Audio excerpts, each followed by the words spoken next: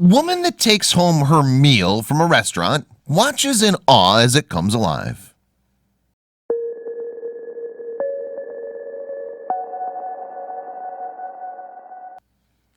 Some animals just don't make good pets. Yeah, dogs and cats are always up for a belly rub and a cuddle session, but some of nature's more wild beasts have earned reputations as generally bad roommates.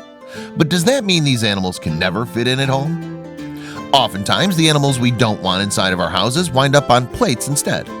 When one young woman ordered a delicacy at a local restaurant, she had an idea that would make the chefs shudder. Still, nothing would stop her from completing her plans.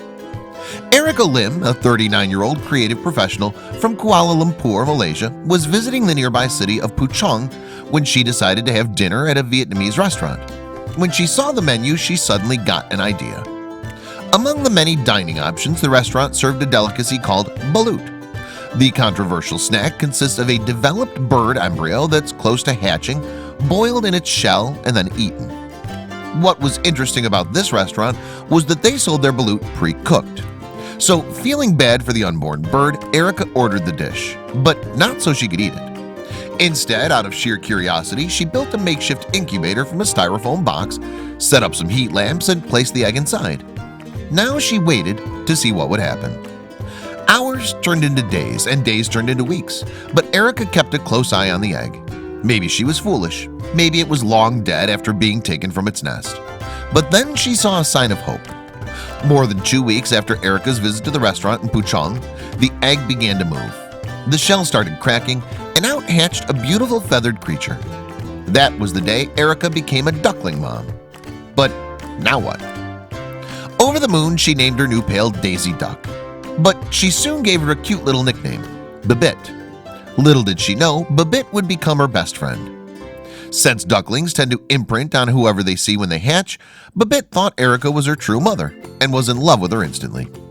And as soon as Babette could walk properly, the two became inseparable.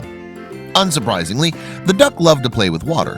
One of her favorite pastimes was splashing around in the bathtub or the sink. Still, she was open to enjoying more human activities too, as long as she could be close to Erica. When Babette was little, Erica would sneak her into cinemas. Babette would always behave perfectly and love the movie dates. She never pulled out a cell phone during the action, but she might have been distracting with all her cuteness. Unfortunately, she got a bit too big for that, so instead of coming up with more elaborate methods to sneak her into theaters, they visited parks and cafes instead. And Babette still had movie time at Erica's home. She kept her company when she read or watched Netflix. On weekends, they'd binge watch movies all day. One of their favorites? Donald Duck, of course. Obviously, Babette wasn't always a model pet.